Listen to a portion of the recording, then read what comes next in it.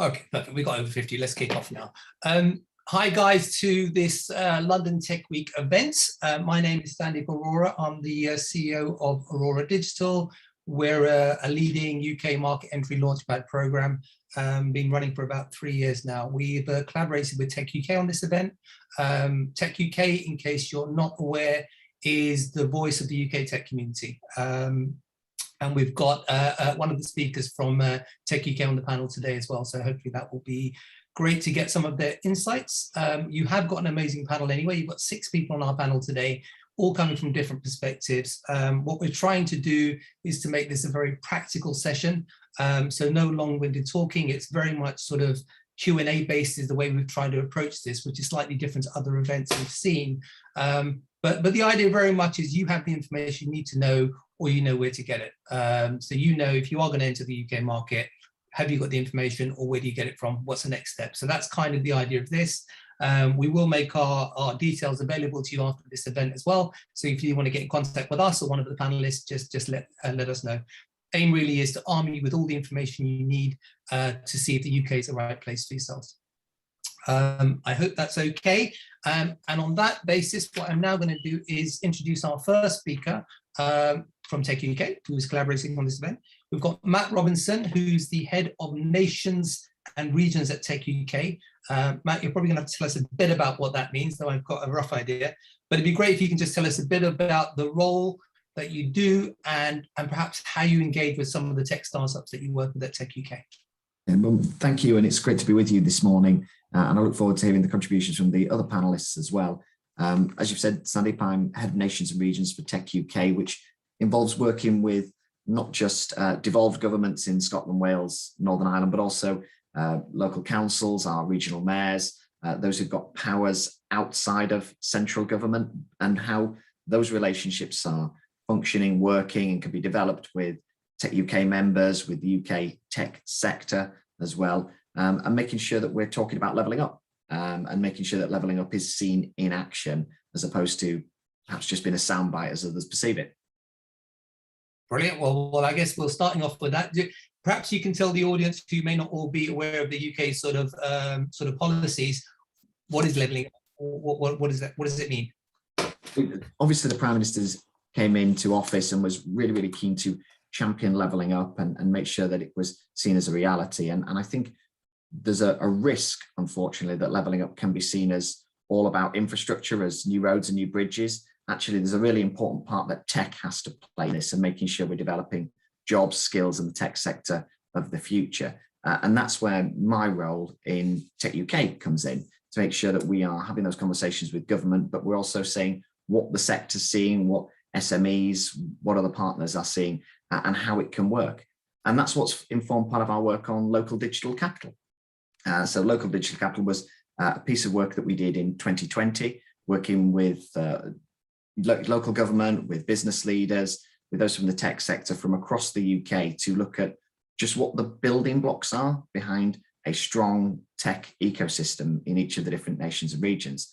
And they fed back to us, and we built those components together. So there'll be things that wouldn't surprise you, things like digital infrastructure, digital skills, data ecosystems, but also include things like finance and investment and trade support. And we need to make sure we're talking up those angles if we're going to get levelling up right in the UK and right across the UK as well.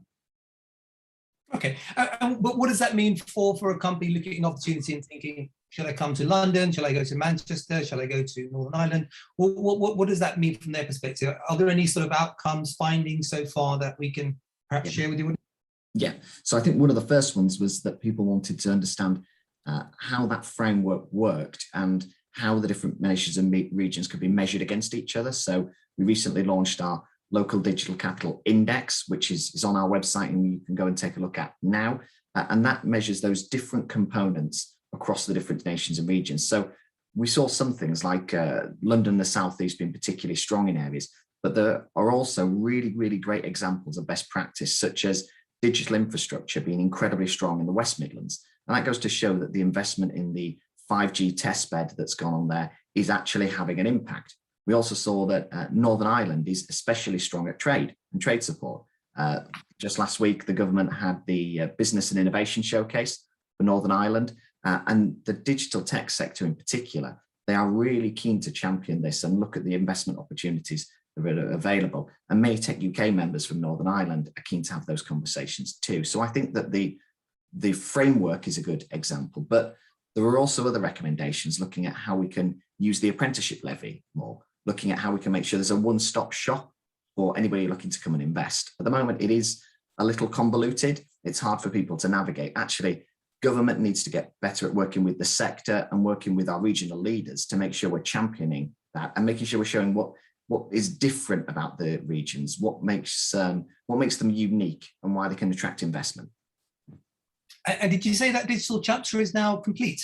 That digital index is complete. That's online now, so people can go and take a look and see how those different nations and regions compare against each other. That's something that we'll be doing every year and going down into more and more detail to look at them, not just from a regional perspective, but to try and get even more localized. So thinking about not just the Northwest, but Manchester and Liverpool as well, and drilling down into the data. But what we're keen to do is make sure that it's not just seen as some sort of Premier League table of who's top and who's not. Actually, there are great examples of best practice for those across the UK. So while they might not be top overall, they're really, really pioneering and innovating in different sectors. So West Mids, I mentioned there, is a good example. There's actually great stuff going on in the east of England and the southwest. So I think there's a lot of conversations to be had. And for those looking to invest in the UK, it's a great time to be thinking about it. Brilliant. Sounds like a great report. Would you like to tell everyone what the website is for the report? Yeah, if you go online and go on to Tech UK, it comes up on our main website to go and have a look at the index and the report. There's the different regional reports from last year. You've also got the index that's live now, and we will have a local digital capital working group that's been set up to look at how we can develop the index, but how we can develop local digital capital in each of the regions too. So if anybody wants to get in touch and be part of that and be involved in that discussion, I welcome that, definitely. Brilliant. And just finally, from my perspective, I'll ask the other panelists if they want to add anything to the whole idea of the levelling up gender, etc. as well. But in terms of the support that Tech UK provide, I mean, maybe for our outside UK sort of attendees, it'd be useful for them to understand how you might be able to support them as they're thinking about the UK.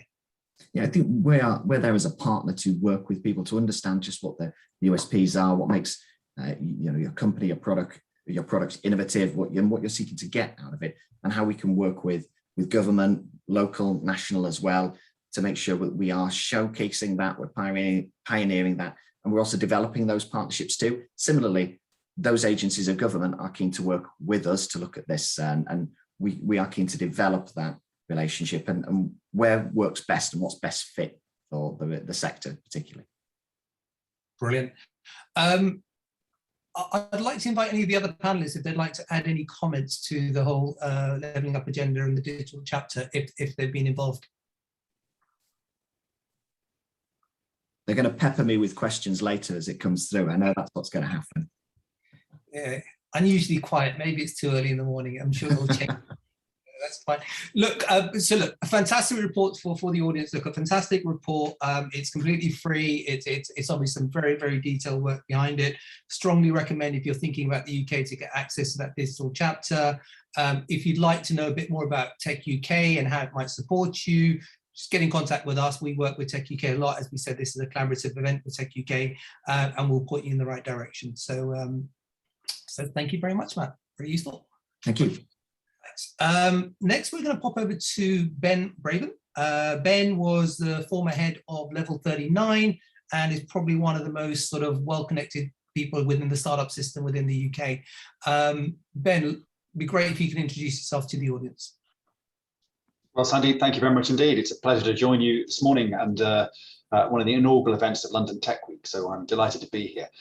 You're absolutely right. I used to run an organisation called Level 39, which, for those who don't already know, is the largest cluster of fintech and cybersecurity companies here in London in the UK. And I was very fortunate there not only to play host to around about 200 predominantly B2B fintech and cybersecurity companies, but also to host companies from about 50 different countries. So it is very much an example of London's international innovation ecosystem. So that's something I did, having actually started my career as a fintech founder myself. I built an early crowdfunding platform, which I sold in 2010, and then spent a little bit of time working with the UK government. So at that stage, I was helping introduce overseas investors to UK tech companies. So I have a long-running interest in the way in which the UK ecosystem supports, particularly fintech innovation, but more broadly, cybersecurity and other digital innovation too. And I think what I focus on really working with organizations now is helping them understand through three things: how to communicate clearly in this extremely congested, contested environment, how to build the right kind of relationships to support them in finding the shortest path to market, ensuring that the sales cycle in this notoriously complex environment is as clear and swift as possible, and understanding the way in which the ecosystem around them operates, how reputations are built and sometimes lost, and how they can be protected and extended. Brilliant. Thanks for that, Ben. I think we probably want to sort of jump in now with some of your personal experiences of working with this large number of startups in the past.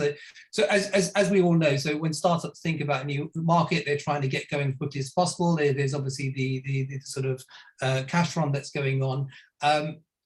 What do you find? I mean, if you were going to share with the audience some of your lessons learned, what would be some of those lessons learned to see how you can get the fastest traction in the market in the quickest possible time?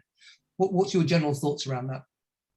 Well, it's such an important question. And of course, sales are the single most important indicator of the progress of an early stage organization. And sometimes we may forget that as we spend so much attention on the activities of investors. So I would suggest, particularly in B2B business development, it's incredibly important to think clearly about how it is you're going to validate the opportunity that the market represents, especially if you're thinking of an international move, and having validated that, figure how you can make sure you have the best chance of early sales conversions. Now, to your question, what did I learn over 4 years at Level 39? Well, let me give you a kind of rule of thumb, a heuristic, if you like.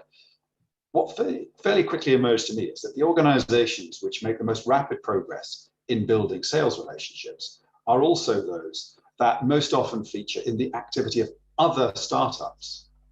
In other words, if you want to set up a significant community that helps you to engage with your potential customers, it makes a great deal of sense not to focus on those binary individual relationships with prospect clients, so much as to figure who your channel partners are, who is offering a proposition which is adjacent and complementary to yours, and even, and I highlight this, even figuring out how you can actually collaborate with your competitors.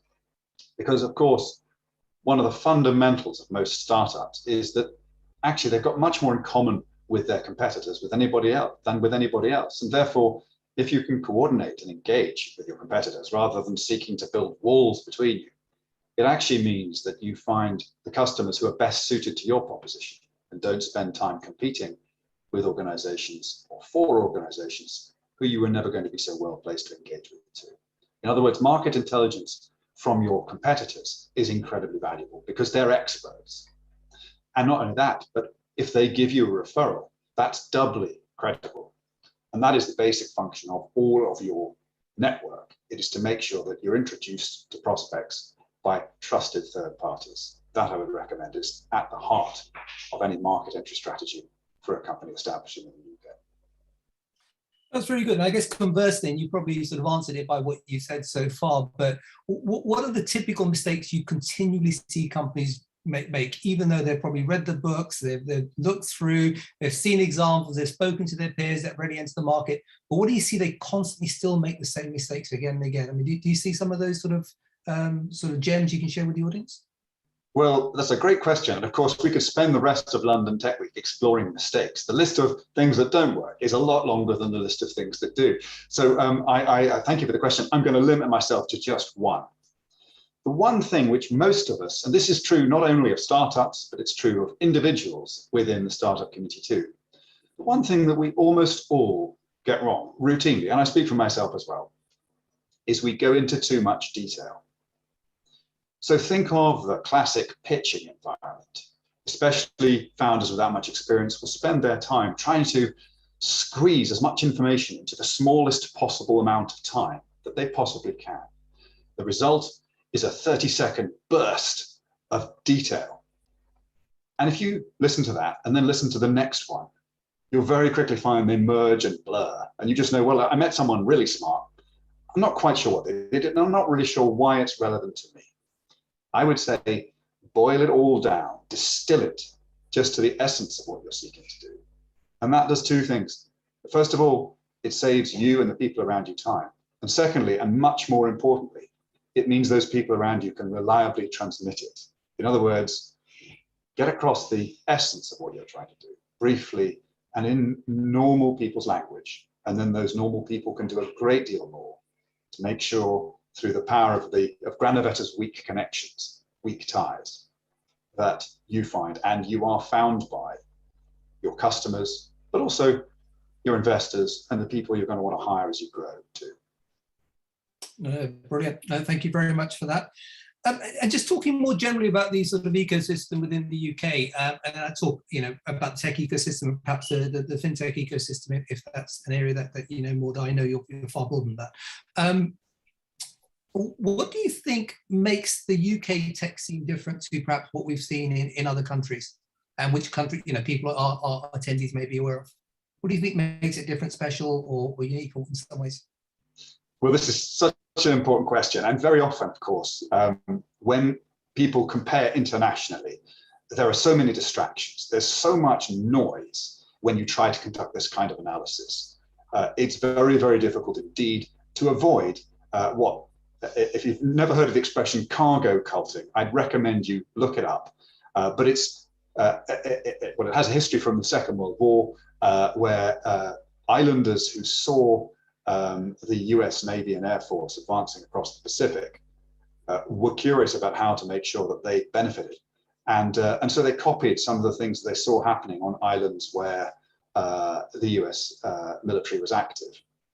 And this is a really good metaphor for much of international innovation activity. It's very tempting to copy the cosmetic manifestations that you see in successful environments in other countries. And I'd invite everyone to look well below that at the fundamentals. And in the case of the UK, I'd single out one thing, and this is particularly pertinent for financial services innovation. The UK is a common law jurisdiction. And as a result, innovation enjoys a fundamental advantage. If you think of the legal framework of a country as like its operating system, this is not that we have a handy app running. You could call that the Financial Conduct Authority, for example. You can only run something like the Financial Conduct Authority in a common law environment in which essentially innovators can experiment and innovate and are only stopped from doing things when a problem is identified. And that's rather different in some other legal systems, in which, of course, people have to be allowed to do things before they can do them. In other words, the open-endedness, the unwritten constitution and the role of precedent and common law is hard to overstate when you come to innovate in the UK. You enjoy here a level of freedom which is baked in to the fundamentals of our legal system. And I'd highlight that, and especially when it comes to financial services innovation. That is why the advantages you enjoy here are not just the usual suspects, the progressive regulator, the active, massive, globally connected financial infrastructure, the wonderful supply of talent, and the proliferation of excellent universities. Underpinning all of that is the fact that our whole legal system, society, and culture is set up to permit and support innovation. Well, you've given everyone 1,000 reasons to come to London, so I hope everyone's listening. But there's one sort of thing in the room that perhaps we should talk about, which is Brexit, right? So, and I guess particularly from a fintech perspective, be interesting to get your views, Ben, in terms of whether you've seen more hesitation in fintechs coming to London, whether it's changed the scene of the type of fintechs that come to London, or the UK more generally, sorry, not just London. But yeah, love to hear your views about what you think Brexit's done and where you think it may go in a few years' time as well. Well, it's very hard, isn't it, to tease out the role of Brexit among so many other challenges that any early stage business faces, and even before one thinks of the challenges associated with the pandemic, it's always difficult to support innovation. It's always difficult, particularly to do so internationally. So I think we are anyway talking about and to people who are taking on huge challenges. The specific issues associated with Brexit, I would suggest, are rapidly actually becoming, if not resolved, then at least clarified. Now, as I mentioned, the UK is in fact fundamentally different, certainly, for example, from most European jurisdictions. And that may be one of the undeclared causes of some of the frictions which may have contributed to Brexit. So in fact, it may be that some of the opportunities in the UK come into clearer focus now as a result of Brexit. The fact that the UK enjoys a distinct legal as well as cultural foundation to many of our friends and peers across continental Europe may mean that for innovators coming to the UK, it's clearer what you get. And perhaps it's also clearer what you don't get. And clarity is more important in many cases for entrepreneurs than, if you like, an all-you-can-eat menu. So the UK may not be everything, but it is flexible. It's committing itself to being extremely internationally open and engaged. And while some of the traditional, or recently traditional bonds with the EU have loosened, I'd suggest they haven't disappeared, and they may indeed be augmented by plenty of other greater flexibilities, which clearly are the priority of the government in its negotiations as well.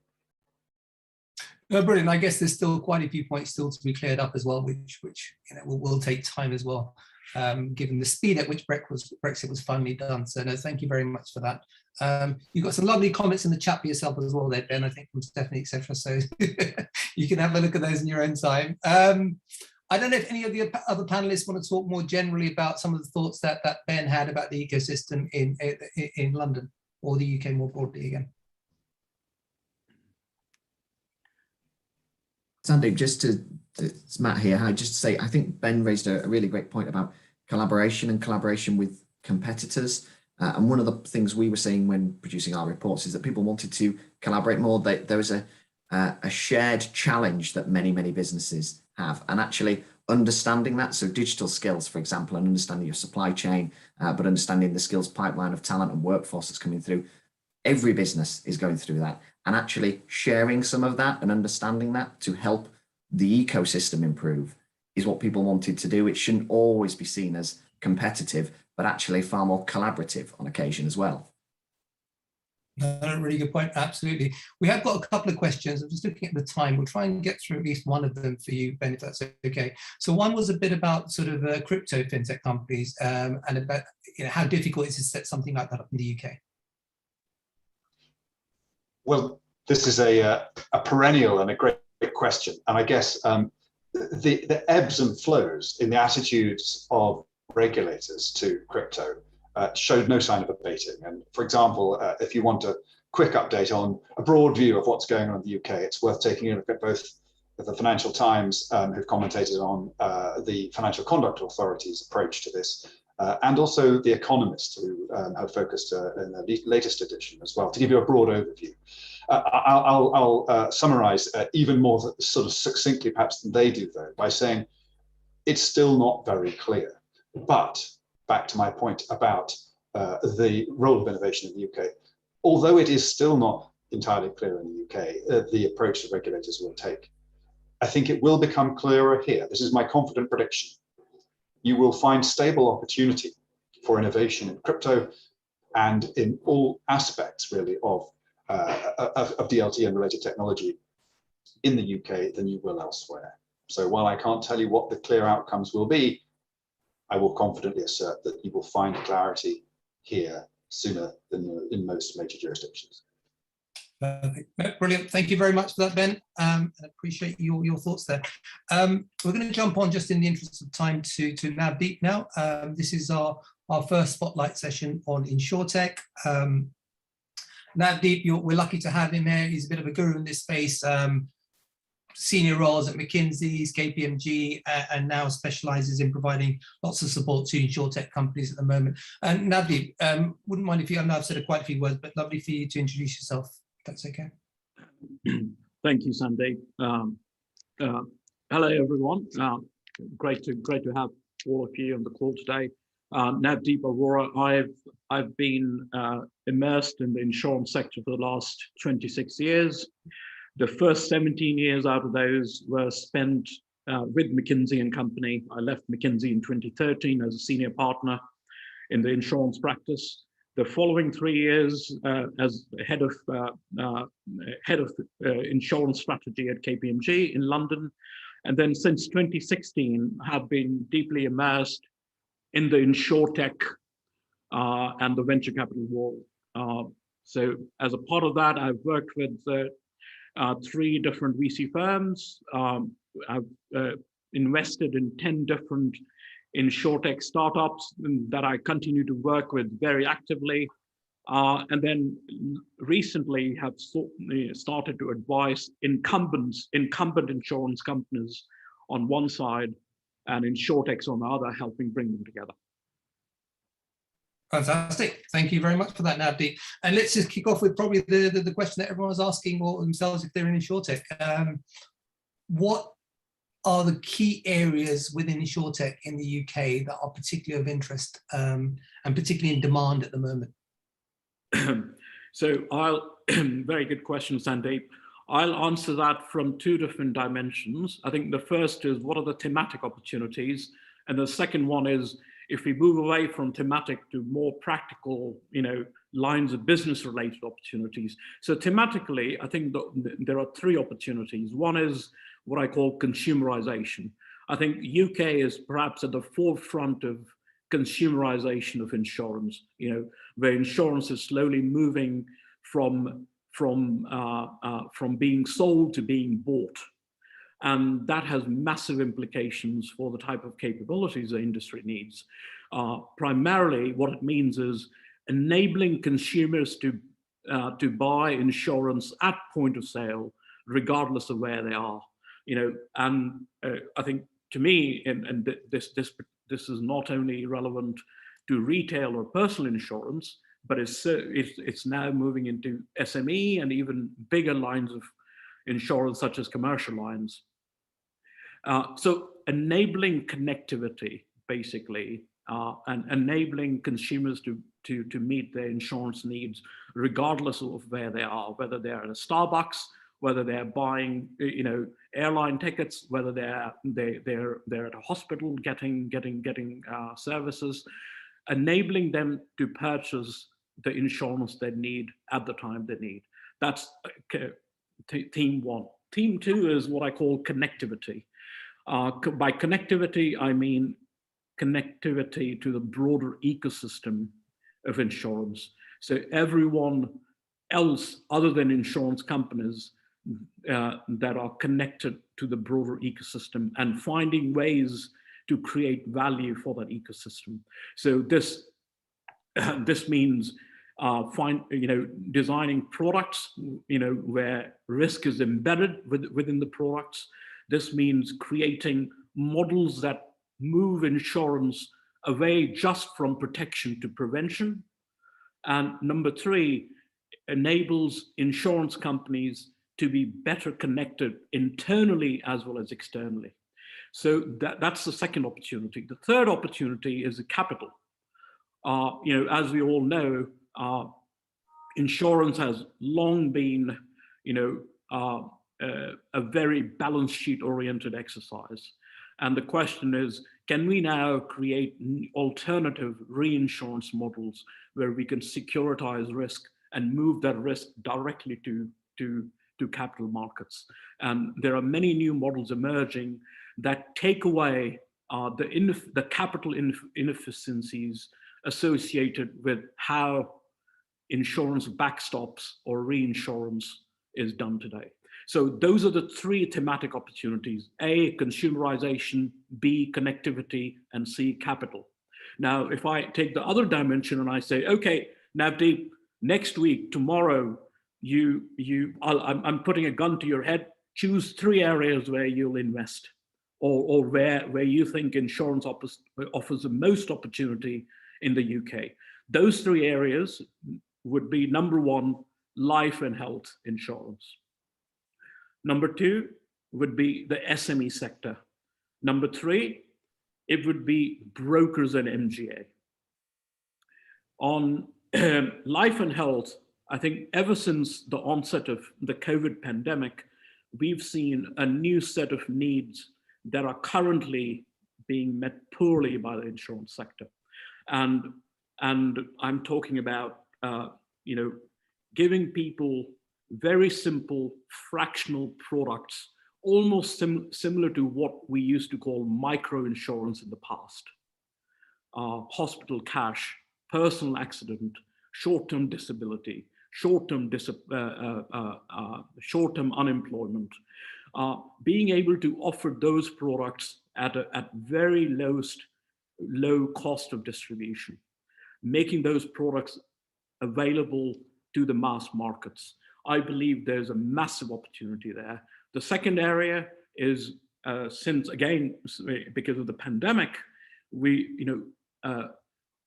finding ways to combine digital and advice for distribution.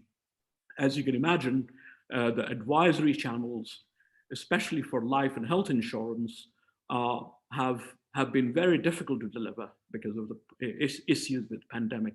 And the question is now, can we create new ways, new platforms that combine digital distribution with the right level of advice? So that goes to life and health. The second one is SME. And as we all know, a large part of the UK economy, a large part of our GDP comes from small and medium enterprises. And many of them, as you well heard, face massive business disruption and went out of business.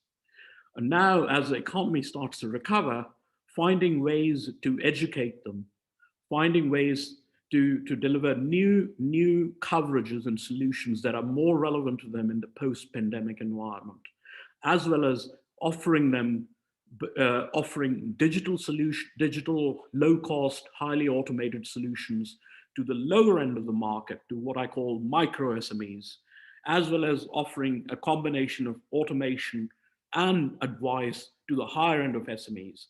I think there's a big unmet need in the market, and the market is looking for insurtech companies to come forward and help them with those solutions. So that's the second area. The third opportunity is in the broker and MGA space. And I think as we all know, London is the hub of insurance globally.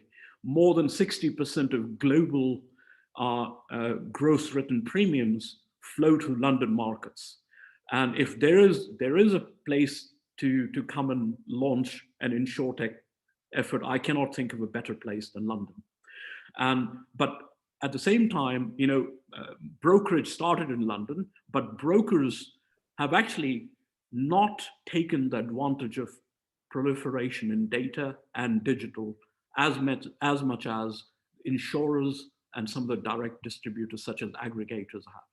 So coming to the market and helping brokers as well as MGAs develop new methods of delivering digital products to markets, of delivering digital advice to the markets, and distributing products without the commission burden that the market has carried in the past. I think the UK regulators are asking some very, very good questions in the moment.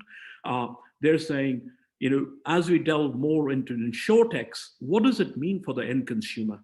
For every pound of premium that a consumer pays, whether it's a personal consumer or a commercial consumer, currently more than almost 16 to 40% of that pound of premium goes to the intermediaries. So the regulators are pushing to lower the cost of distribution. And I think finding ways to help brokers and MGAs do that would be a massive, massive value add to the markets. So those are the three areas, Sandeep, to your question, where I see the most opportunity. Brilliant. I think that would probably give a lot of people food for thought there. And I think that's really helpful. Just in terms of what you've seen in terms of insurtechs that you've worked with, and obviously knowing the broader market as well, what are the key pitfalls that you think people should be looking to avoid? And what have you seen as probably the characteristics of some successful insurtech startups that have successfully navigated the UK market? Yes, indeed. And I've seen many insurtechs thrive, and then many insurtechs just sort of muddle along in the middle, and then a few just fall off the edge. I think the key differences that I've seen are, number one, if I looked at the insurtech markets 5 years ago versus today, I think the markets have moved significantly. Today, leading the markets or entering the market with just a technology buzz is no longer as provocative. I think 6 years ago, you could come to the market with just a pure technology buzz. You could talk about artificial intelligence, blockchain. You could talk about, using the internet to design better products, and I think you would get a lot of traction. I think the incumbents have learned. So today, I think insurtechs that are successful actually lead market entry with a very razor sharp focus on the needs and the pain points in the market, rather than the technology they're bringing to the table. Brilliant. And the second one is not only the needs and pain points, but what is the economic opportunity? So why should I, as an incumbent in the market, I've been in the market for 50 years, why should I work with you as an insurtech? What is the economic opportunity for me, right? And I think to your question earlier, I've come across many great insurtechs that had a wonderful technology and a great idea, but they did not understand how the insurance ecosystem works. They did not understand how value flows, what is it that the customers look for, and how the ecosystem delivers that value. And they, despite having those great ideas, they failed. On the other hand, I've seen insurtechs that had a very simple idea, but were very conversant with the economics of insurance, were very conversant with how the insurance ecosystem works, and they were very, very successful. So I think that's the lesson number 2. The lesson number 3 is I'll go back to what Ben articulated very, very well earlier, that in today's insurtech market, or I would say any markets, with proliferation of data and digital capabilities, the value creation opportunity from collaboration is magnitudes greater than the value that you might lose from competition. So finding ways to collaborate with other parts of the ecosystem, whether it's the supply chain, whether it be the channels, whether these are capital providers, whether these are incubators, whether these are the regulators, I think extremely important. And I fully agree with Ben that the UK regulators are at the forefront of it. I've done work in many other markets, such as the US, such as Germany, and now increasingly in the Middle East and Asia. And I think UK regulators are held as an example. So I think finding ways to connect with the regulators and getting their blessings is extremely important. And then the last one, I would say, and perhaps I would say most important one, is helping the incumbent insurance companies implement their solutions in a low risk, low cost way. And the biggest obstacle that I have come across is finding ways or helping incumbents test and refine their ideas within the constraints of their legacy technology platforms. Finding new SaaS-based solutions that that enable incumbents to launch, test, and refine new insurtech ideas in a very short period of time without risking their traditional business and at a low cost. So I think those are the four things those are the four pitfalls that I would be very, very watchful about.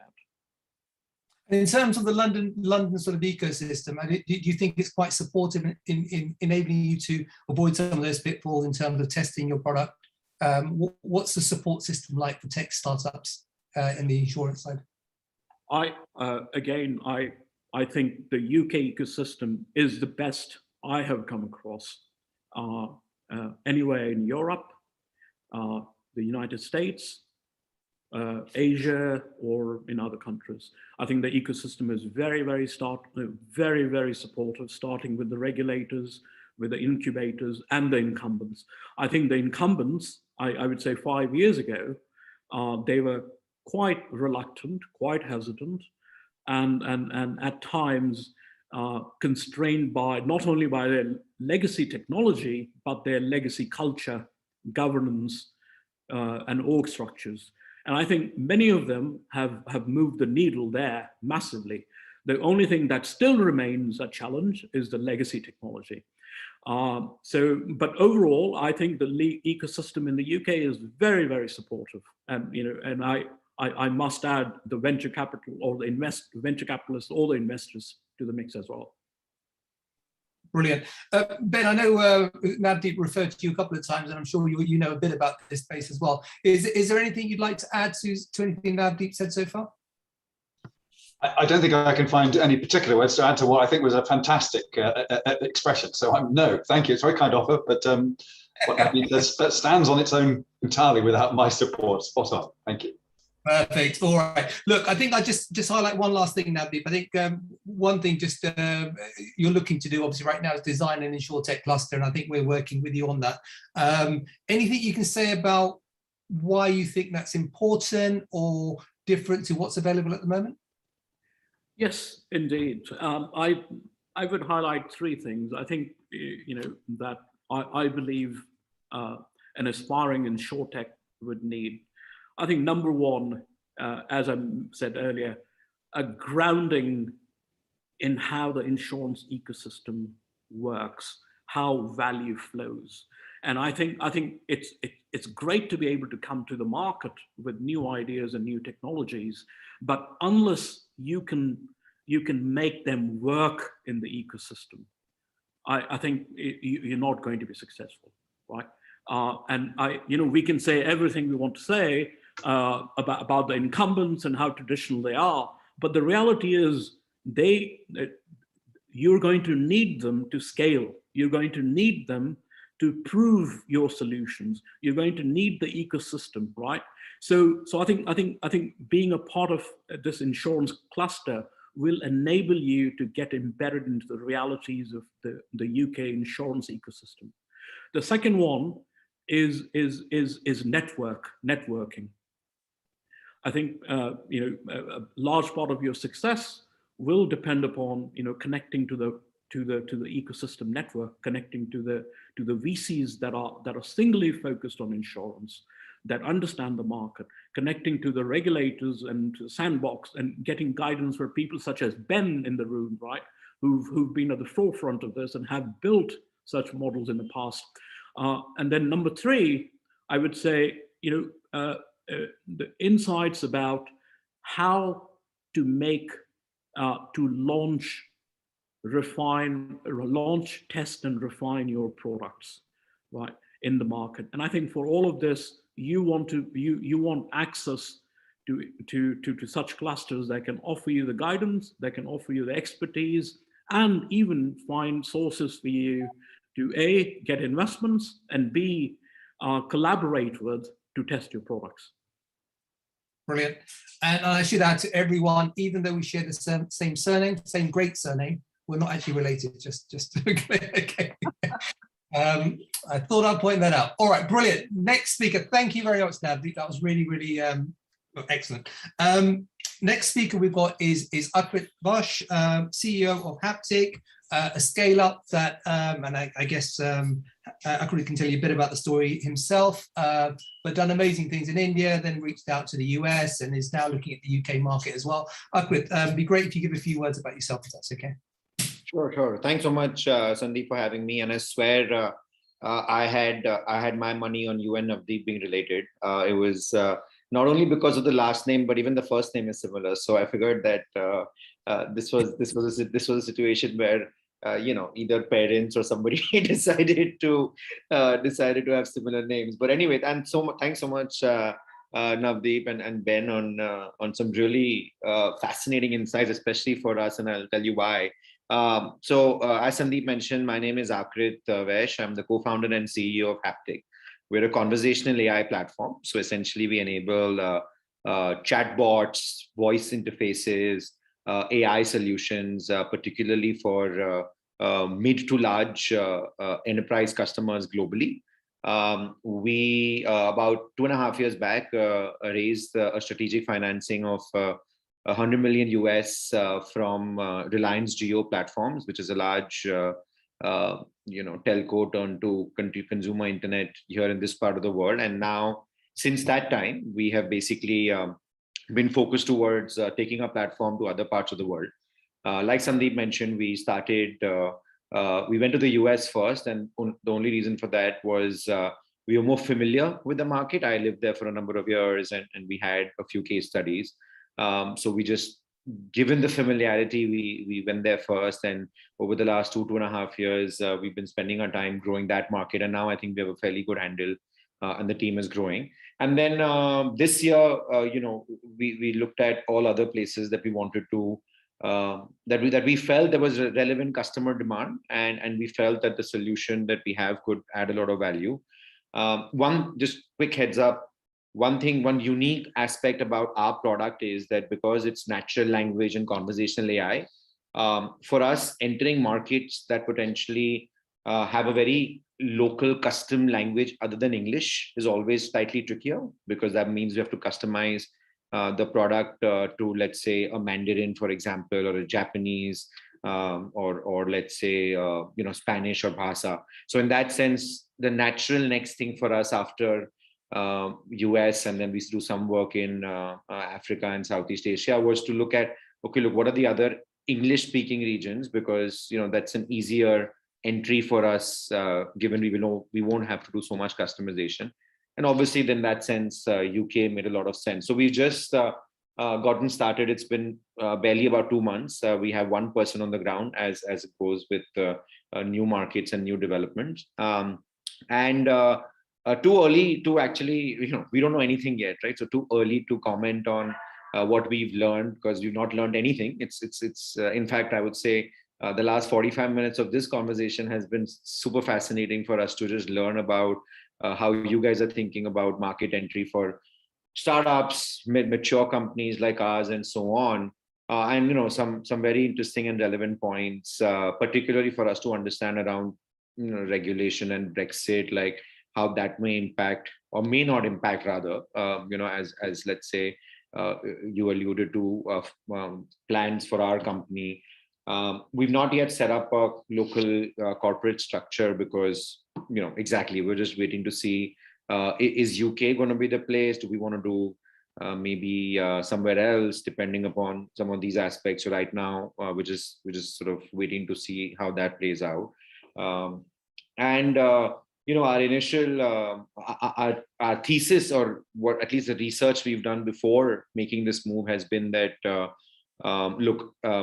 the UK, when it comes to buying behavior for software, does tend to operate similar to the US in that sense. Obviously, there are very different nuances and local challenges, but at least the requirements are similar. The brands in the verticals that we focus on think about similar problems and want similar outcomes. You guys can keep me real over here, but from what we know and we've heard, the buying cycle is slightly longer in the UK relative, to the States. So that's something that we are setting ourselves up to be prepared for. I think the one thing that we've from whatever research we've done, we've seen or heard is that for a while there was a genuine preference to locally homegrown products and companies. But what we've seen or we've been hearing for the last few years is that as long as there's local presence now, buyers and brands mostly want the best product, whether that comes from the US or from Asia, like how we are entering. So riding on that belief is where we are trying to enter the market. The core verticals that we focus on are e-com, insurance. We were actually at a pretty big travel business that is slightly slowed down for obvious reasons, and then ancillary financial services, and then of course telco, given our strategic relationship that we have with our investors. So these are the 4 or 5 primary types of industries that we look at. I think we'll have a lot more to share in terms of our initial war stories in a few months. We're just about signing up our first couple of customers right now. Just one thing. Obviously, everyone wants to know if they're thinking about scaling up, perhaps for the first time, and you've done it a few times now already. How about sharing some of the stories that you've done from launches into new countries you've done in the past, what you've learned from that, and perhaps you may or may not account for those in the UK, but it'd be good to understand from your perspective of some of the challenges you've faced, and whether you're wondering you'll face in the UK as well. Yeah, great question, Sandeep. So actually, given that we've now done this in 3 or 4 different markets over the last 3 years, we've come up with what we call a new market playbook. And that basically follows what we call 3 different phases. The first phase of any new market for us is what we call meet the market. So during the meet the market phase, we actually don't sell at all. Like we don't pitch, we don't do hard sales. All we are doing is trying to meet exciting and well-networked people like folks on this panel. And all we're saying is that, hey, look, we're here. This is what we do. Would love to get your feedback. Would love to get your thoughts. Would love to understand how you guys think of the product in the local market. Like I said, there's no sales going on. It's just one-way learning, absorbing, getting insights, getting feedback, thinking about how we should set up things, what we should customize. We've realized that during the meet the market phase, we end up having about at least 40 to 50 such conversations that are absolutely not related to actually trying to sell. And through that, few things happen. One, we learn a lot about what the product may need to do, how we should set things up, where are the different white spaces. Second, typically, if you end up having 40 to 50 conversations and most people are extremely helpful with their time, we end up getting through that our first 3 or 4 leads that end up becoming relevant customer conversations. And through that, we end up closing what I call our first POC, right? So the first POC on the first deal is critical for us. And more importantly, delivering on the first POC or the deal is the most important, right? Ensuring that we actually implement it successfully. The customer is extremely happy and successful with what they see. They're so happy that they go tell 20 people about it, that look, I took this product, implemented it, and it's worked really, really well. So this is meet the market. Typically goes anywhere between 3 to 5 months. Expectations during this time is just as many discussions as we can have. We don't typically set a revenue target during this time. Assuming this went well, we've learned a lot, we're convinced, we got our first POC who's extremely happy and successful. We then go to phase 2, which we call make the market, which is when we actually start doing sales, right? So that's when we then develop like a sales pitch, our playbook. We start doing marketing, we start reaching out to customers, prospecting, cold calling, all the fun stuff that comes with sales. With the learnings we've had from that first phase, because we now are better equipped, better prepared. And like I said, if the first customer is really happy with us, they probably sent us another 4, right? So that's when we start doing sales. Meet the market typically for us also lasts another 3 to 6 months, or sometimes longer, depending upon the nature of market. We think in the UK it will be like slightly longer given the buying pattern. So let's assume that below 6 to 12 months. The objective of that is to get about 3 to 5 full contracts during that phase. Proper licensed long-term contracts, given all the learnings we've had. And once that works, then phase 3, which is what we call scale the market, which is just add fuel to the fire. So given if we assume that we've gotten those 3 to 5 deals and we have a nice rhythm going, then usually my question to most of my local market heads is that what's the best you can do, and what does that mean in terms of investment?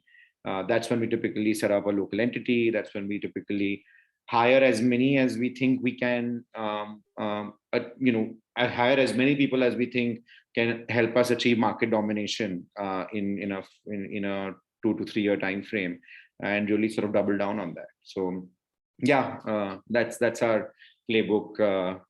Might sound trivial at this point, and fairly okay, that makes sense, but obviously to put it in action is a lot of work and a lot of iteration along the way.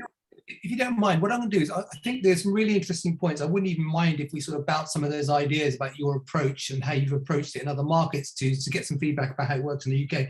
But I know Lara has to disappear earlier than the end of the webinar. So if you don't mind, I'm going to come back to you. Sure, yeah. That's fun. And move over to Lara, if that's okay. Lara, trying to do this as quickly as I can. I know you've got to go. So Lara is from Google. She works for Google, heading up the data and AI technology practice, as well as a multitude of other things, which I always forget, but they always seem really impressive when she tells me. So Lara, it'd be great if you just tell us a bit about yourself first, and then perhaps we'll go in a few sort of key questions. Sandeep, thank you so much for having me. It's really a pleasure to be here with you and every other panelist. So I'm Dr. Lara Suzuki, so I head the UK and Ireland data practice for Google. And I also work with the Interplanetary Internet with NASA and and Google Cloud as well. And I am a professor at UCL, and I teach at Harvard University as well. Brilliant. As I said, impressive, right? But we're going to focus on smart cities. So Lara also coaches the Tech London Advocate Smart Cities with myself, actually. But so what we're going to do today is focus a bit on that side of things, if that's okay. Yeah. Again, the first question, Lara, is just talking about the key players. So someone's looking to enter the UK market. How does it work in the UK? How would they think about getting in? Who do they know? The people they should know, yes?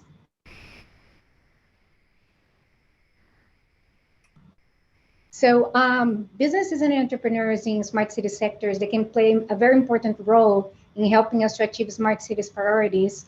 And they benefit from London's innovation ecosystem, which includes top digital practitioners, the Tech London advocates groups, business support and investors network, world-class research and leaders in education, infrastructure mega projects, open data, and City as a System initiative that cut across different silos. So the key stakeholders in London smart cities market includes the GLA, the Greater London Authority, borough authorities, utility providers, waste contractors, the Transport for London, as well as national players such as the NHS and UK government.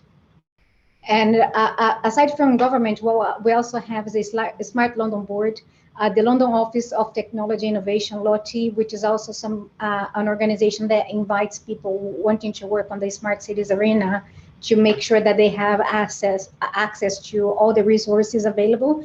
We also have the Future Cities Catapult, Tech UK as well, the Greater London Authority, as I said before, the TLA Smart Cities, which is a group that brings together all the practitioners on smart cities to share ideas and thought leadership pieces. We also have a series of incubators and accelerators, such as Entrepreneur First and Silicon Valley Comes to the UK, which is a very fantastic initiative that I will be talking later. But London's regulated sectors, such as energy, water, and waste, face specific challenges. For instance, there's a little incentive for waste contractors to operate more efficiently, and fixed water charges deter like reducing water consumption by people. So it's quite difficult to change behavior of people because of the fixed water rate. So what I believe is that amongst those key stakeholders is that the Greater London Authority could help to coordinate those groups, that ecosystem of stakeholders to overcome the challenges and take advantage of the many opportunities we have in London. And it would also bring together the boroughs and those stakeholders together, like entrepreneurs, like startups, SMEs.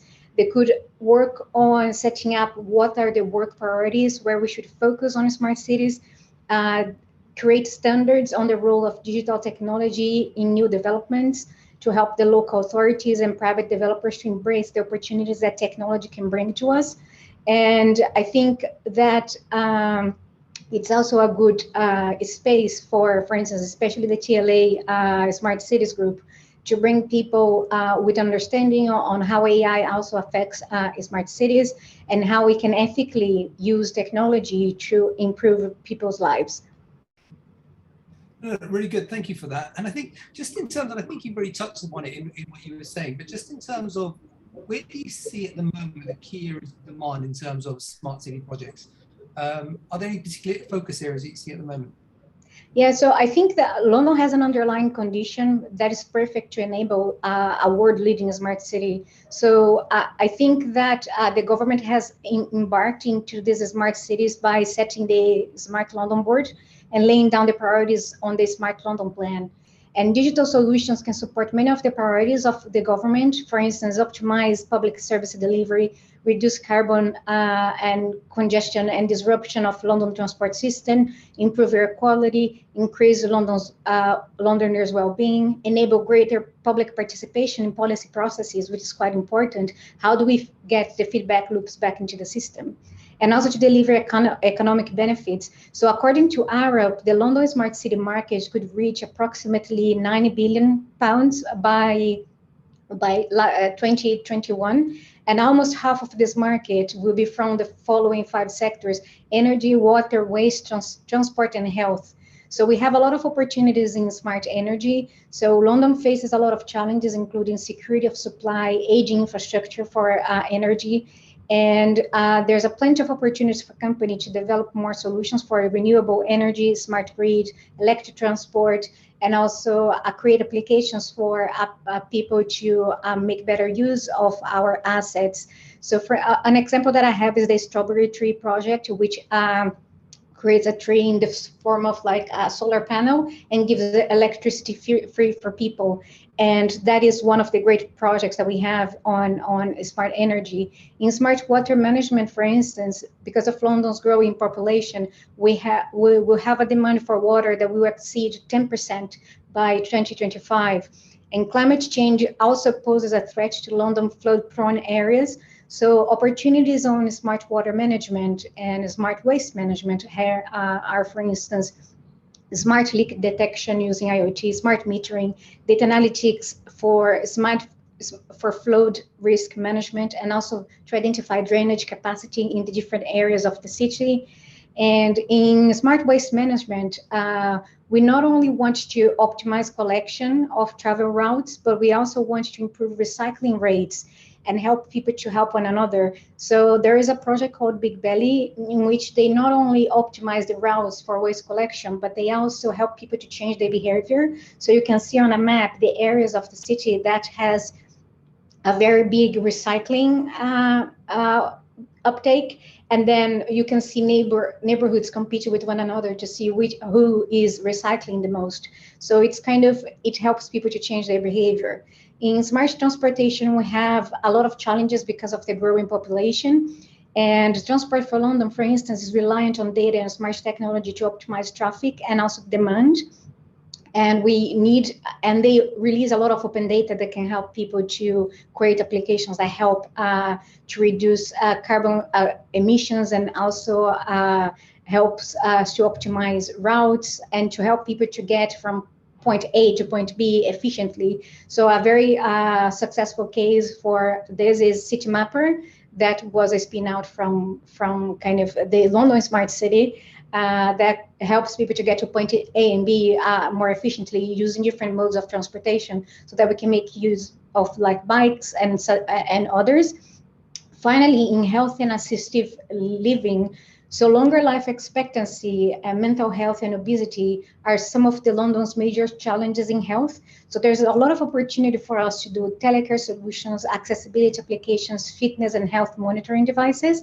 However, we have to have a tighter partnership with NHS for us to be able to do this. An example of a startup is Proximi. So what they do, they use augmented reality that you can do just with a tablet to help doctors from one place to another to teach each other how to operate a patient, for instance, if they're not specialized.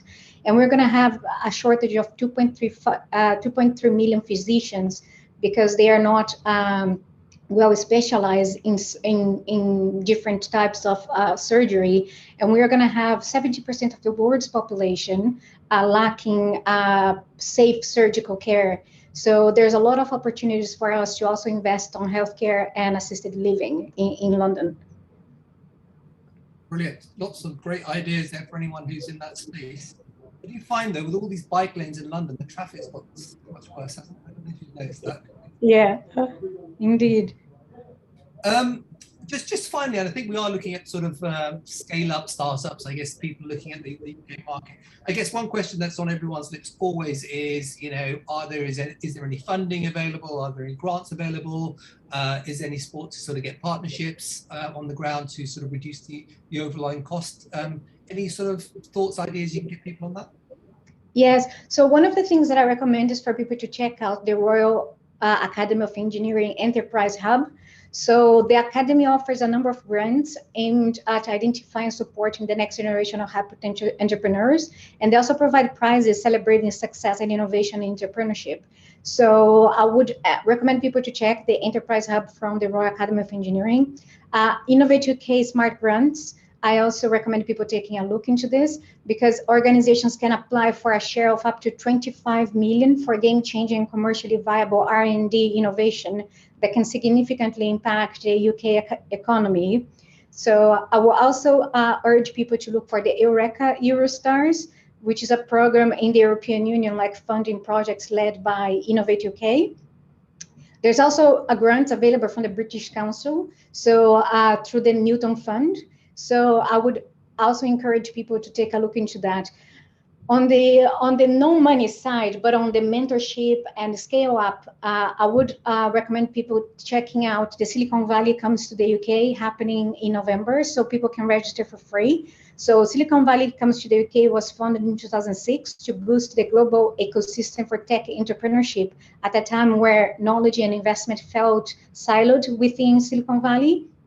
So today, Silicon Valley Comes to the UK exists to support all entrepreneurs on their journey to scale by removing barriers and connecting them to tech ecosystem. So if you attend the Silicon Valley Comes to the UK in November, you're gonna hear real world scaling stories, meet global tech leaders and discover a global business community. And again, it's a free event. And finally, if you are looking for seed money or to start something new, I would encourage people to check Entrepreneur First, which is also an incubator that helps a lot of startups in smart cities to emerge. So those would be my suggestions for people wanting to enter on this space and want granting and also mentoring for them to scale up. Oh, wonderful. And we'll open up to some of the others. I'm sure Matt, both Matts and Ben have got some good ideas around sort of the grant and funding sort of space as well. So thank you for that. The only thing I think I'd end with, Lara, I think one thing that you were looking to do as part of TLA Smart Cities was to run spotlight sessions on some tech companies. Maybe if you just present that offer to any sort of a smart city startups out there, they can reach out to you. Yes, so one of the things that we are doing is running like thought leadership pieces through the TLA Smart Cities so that we can publicize this on social media and also in our website. And the good thing about this is that you're going to have access to a global audience of over 10,000 people. So you can sign up for those thought leadership sessions and spotlights by contacting Sandeep or myself. And then what we can do is to showcase your initiative, your business, and make that visible to thousands of tech leaders in the UK. So that would be one of the requests that we have. Perfect. Free publicity, what's not to like, right? Yes, indeed. Brilliant. Look, Lara, thank you very much.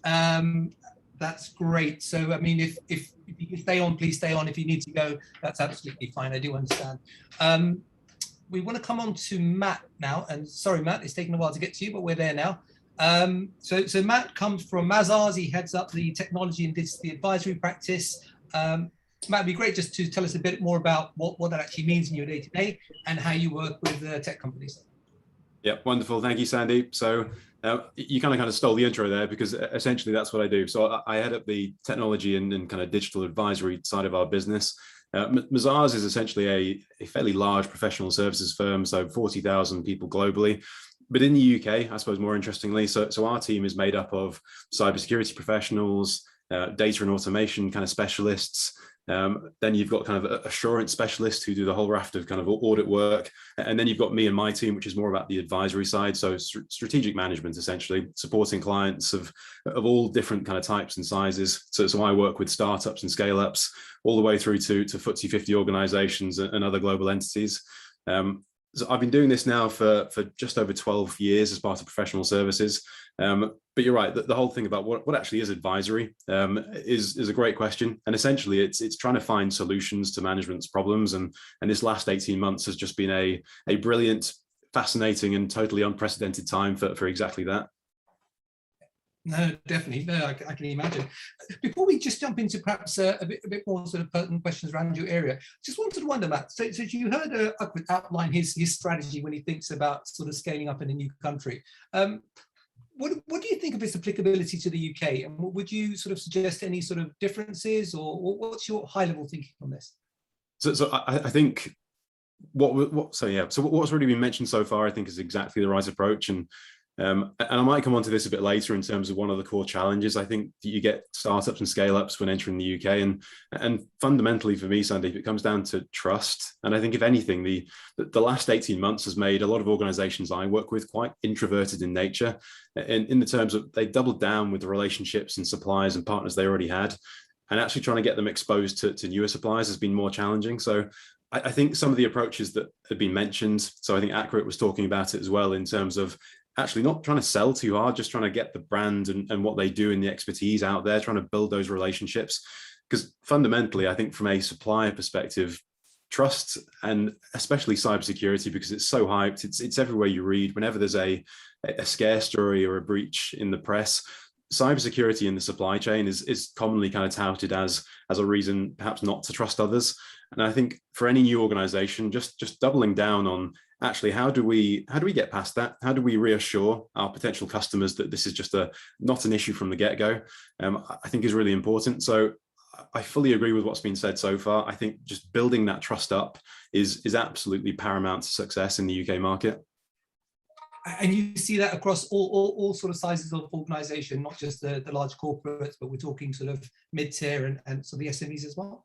Yeah, I think so. I think particularly in the larger organizations, naturally they have a whole raft of policies which will now kind of enforce these types of changes and make sure that when you're going out to tender now, so for example, being able to demonstrate that you've done this piece of work for a similar client or customer X number of times, that can be really hard or challenging for a new organization in a new country. And I think this comes back down to things that people like Ben and Navdeep were talking earlier. If you can't do that because you don't have the experience, I think collaboration with your peers and even your competitors is just a fantastic way of doing that. And that's something, again, we've seen more and more so. Something that was probably unprecedented 5 years ago is now encouraged from the strategy handbook. No, that's brilliant. No, thanks for that. Ben and Matt Robinson, I don't know if there's additional thoughts you've got in terms of, again, the approach that Aykroyd taken. The trust thing is obviously a great thought process given COVID and what we've seen happening now. Do you have any other additional thoughts based on what Aykroyd said that maybe we want to add to that? I think, we were talking before about Ben's point about collaboration. Matt's hit on it there as well. It really is what's moving to the fore now. I think that where there are shared challenges, there's an opportunity to have those discussions, to be quite honest about those discussions, building on Matt's trust point as well. I think events like London Tech Week, we've got Leeds Digital Festival, Manchester's Digital Festival coming up. These are all opportunities to start to build a network and start to understand that actually some people are having the same challenges out there as you. And it's okay to identify that as a challenge, start to contemplate that and think about just how the sector is going to react to it. And similarly, I think there's organizations like Northern Powerhouse, Midlands Engine, Invest Northern Ireland as well, who are really actually looking to try and support business, and being honest about that challenge isn't a bad thing in our current environment. No, brilliant. Thank you for that. Ben, anything to add from your side? I think really just to agree enthusiastically again, but also to draw the point even further, perhaps, and say that trust seems to grow very much when people go out of their way slightly. And I've certainly observed in communities like Level 39 that those organisations and indeed individuals that are most successful stray beyond their brief quite a lot. So you'll often find they're coming up in conversations about things which are very much not their core business, a way in which people often describe this as paying it forward, of course. But if you can be helpful, even if it's not really your domain of expertise, it's well worth doing so. If you do that, what you're doing, of course, is you're providing that kind of third-party function of creating closure in a network. You're making sure that people know of each other before they know the detail. And that helps build trust. It's the basics of social capital. No, brilliant. There's some real gems there. And I think for anyone sort of listening in, we will share the recording, as we said at the start. And I think so many names have been mentioned of organizations you perhaps should be aware of during this call. So if you went back on slow speed, then I think you probably picked some of those up. So look, thank you very much for that, guys. Matt, just want to talk a bit more about your work now at Mazars. What would be great, I think, for any sort of tech company look at UK is to try to understand a bit more about some of the priorities of companies buying tech at the moment. What areas have you seen a bit of a spike in? Which areas do you think are particularly in vogue at the moment? Yeah, good question. I guess if I reflect on the last kind of 12 or 18 months, and I'm conscious that the crowd we've got here are already very much invested and interested in technology, but if you're looking at priorities, I'd argue, and ironically, that the first priority is that businesses have been taking or considering technology as a real priority for them. And we've seen a real kind of turning tide of opinion across all organizations that we've worked with. And I'm going to borrow an analogy from one of my colleagues, and it likens, I guess, historically kind of leadership teams at organizations. They've been sat in front of this kind of control panel that's just a sea of levers. And right down at the end is a lever kind of completely coated in dust that has technology on it. And all of these other levers have now been pulled and explored as far as they can go. And I think now businesses have seen, particularly with the move to things like remote working, that technology not only helps people in their day-to-day jobs, it's actually fundamental, and it's impossible to split that from kind of core business processes these days. So I think now that awareness exists for technology and it's considered as a priority in its own right, that whole strategic kind of thinking around use cases and how it can benefit both them and part of their broader supply chain are kind of a really interesting avenues to explore. I think if you're then to drill down into specific technologies, so none of these are new, but I think cloud and cloud first is something that every organization is not just talking about. They've been talking about it for years, but I think that they're actually acting upon it now. And I think things like kind of integrated platforms as a service in particular, so being able to simplify setups and make sure they're scalable for the long term, I think has been a real priority for the clients I've been working with. So cloud, again, it's not new, but it's certainly kind of, it's been really doubling down in terms of the organizations that have invested in it. And then I think, interestingly, technologies like automation and robotics. So again, something that has been hyped and mentioned for an awful long time, but we're starting to see organizations, both, again, the large and listed, but interestingly, the smaller organizations really invest in automation and robotics. And for the more mature organizations, that's rolling it out to much kind of broader parts of their business, both within the UK and globally. But the smaller organizations are rolling out pilots now for individual parts of their business to really understand how kind of RPA and automation, and I guess AI as well, that's been mentioned, can really benefit them, both in this current way of working and the future, I guess, post-COVID hybrid way of working as well. So I think cloud, automation and RPA, I have to mention cybersecurity. It's not going anywhere. It's kind of at the forefront of many of my clients' minds, and I guess investment in cybersecurity technologies and defenses has certainly not decreased over the last 12 or 24 months. Brilliant. No, thank you very much for that. very helpful. And I think you probably touched upon it already when you were speaking back to Akrit's point, but talking about barriers to entry for new startups. I mean, you obviously mentioned trust, and it resonated with everyone on the panel, but is there any other areas that you think you've seen from your clients where they show reservation to working with a company, a new company, a company from overseas, that type of thing? I think it all fundamentally boils down to trust. But if I just elaborate on one of the areas, so we've talked about things like cybersecurity in the supply chain and being able to demonstrate that you're perhaps not that weak link of that overall footprint. I think the other elements that again has been mentioned is about market acceptance. And I think the interesting thing we tend to see is that the real challenge is gaining that first 5 to 10% foothold within the market. And after that, we start to see a bit of a snowball effect. So the next kind of 10 to 15% in terms of, I guess, market share, it follows pretty rapidly. So again, there's nothing new here, Sandy, that probably hasn't already been mentioned by others, but I think how you get that first 5 to 10%, and there's been some really good examples so far as to how people are doing it. And I know Akrit was talking about this earlier, I think is really the fundamental challenge. And I think once you've really kind of nailed that part of it, and you've got both a really good product, but you've also got a bit of a platform from which to build upon, that will take you really far. And again, borrowing, I think, the example that was mentioned earlier, the hype and the fact that something was a buzzword maybe several years ago would have been enough, and now it's not, and you need that platform from which to build upon.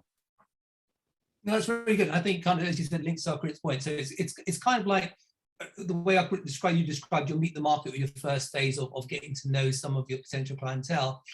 That phase really is to make sure your product is a good fit for the market. You understand all the concerns of potential buyers, and then before you do the big push, you've kind of got the right responses or adaptations to your product before you go out for a big push.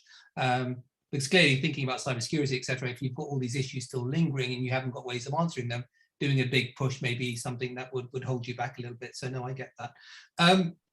One final question for you, Matt. Just thinking about COVID, the fact that we're kind of coming out of it a bit now, or hopefully we are in the UK where we're open again, even though we know it hasn't gone away, anywhere near gone away. Are there any lingering issues coming out of what we've been suffering over the last year and a half, 18 months that are still out there?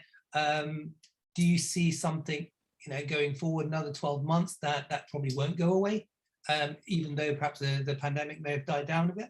What's your general thoughts about that?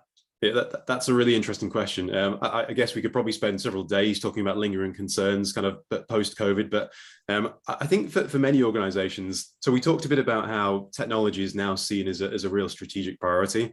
And I think that's wonderful, but I don't think it's yet materialized in how the entire organization or business is brought into that.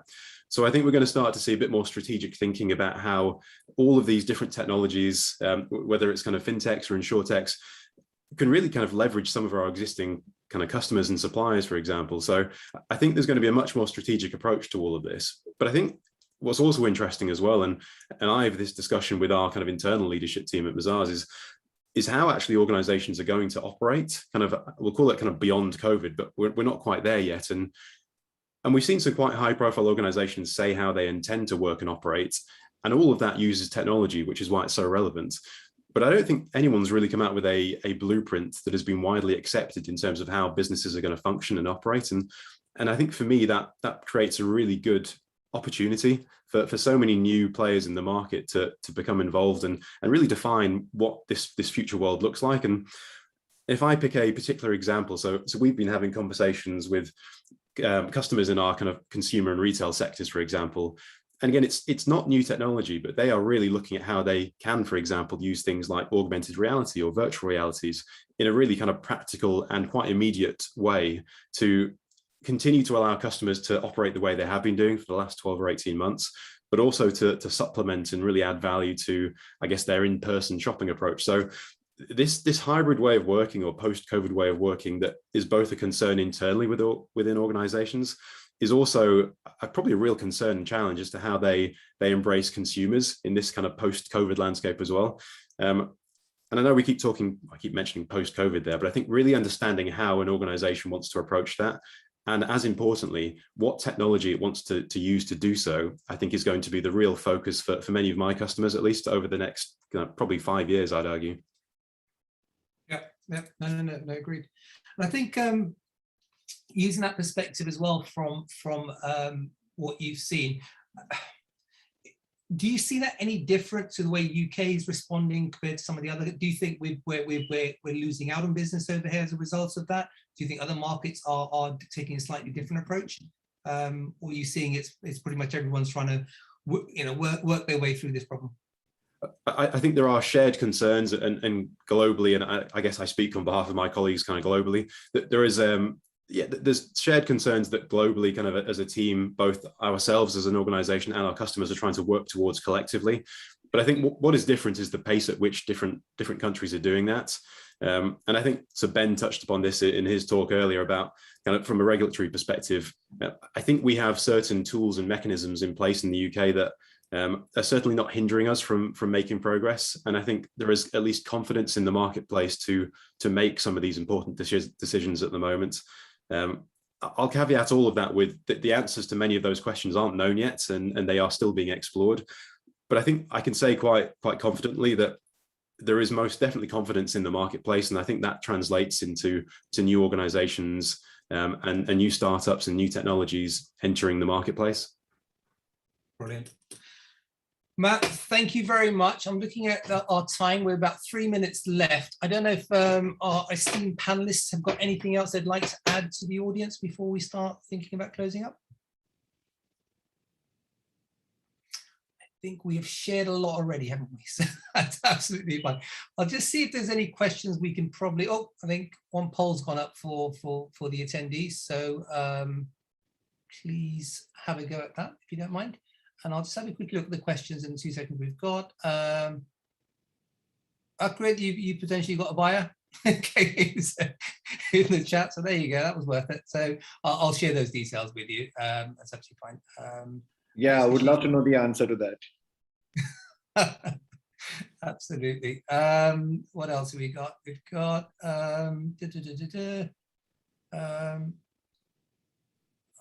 just quickly see if there's anything.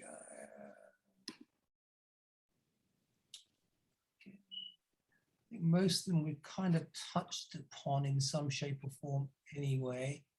I mean, there are a few sort of questions one to one, which we can share with you guys afterwards. Yeah, a few people want to connect, so that's fine. Look, I think we're probably okay. Look, I think we'll close off. I mean, if there are any questions to the audience, if there are any questions, we will look to get back to you. Brendan will try and get back to you and see if we can get those questions answered for you. Otherwise, I hope you enjoyed it. I mean, it was a very informative session. I would strongly suggest, if you're seriously interested about the UK market, watch the video, go back, because I think there's a lot of gems in there. So thank you very much to our panelists. Really appreciate your insights. I hope you enjoyed it too. And as I said, look forward to sharing this with you. And yeah, I hope you all enjoyed it. Thank you so much for having us. This was a lot of fun. Great meeting, Ben, Matt, and Matt. Would definitely love to stay in touch. Yeah, definitely agreed. Thank you. Thanks. All the best, guys. Take care. Thanks, audience. Bye.